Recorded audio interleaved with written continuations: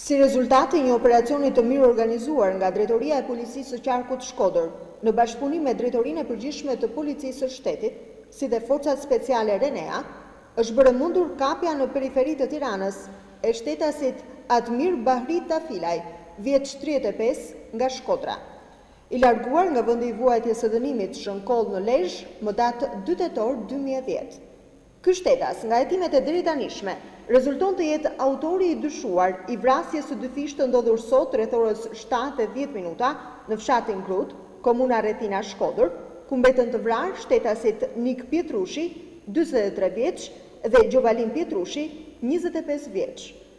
Operacioni për kapjen e shtetasit Admir Tafilaj është konkluduar me sukses rreth orës 18:15 minuta të ditës së sotme, pas kërkimeve intensive të kryera nga shërbimet e Policisë së Qarkut Shkodër dhe forcat Renea, si dhe në sajt informacioneve të sakta të grumbulluara nga strukturat e policisë.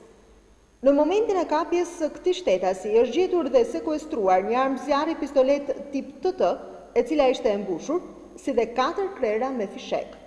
Aktualisht nga strukturat e Policisë së Shtetit vazhdon puna për dokumentimin e plot ligjor të ngjarjes së ndodhur.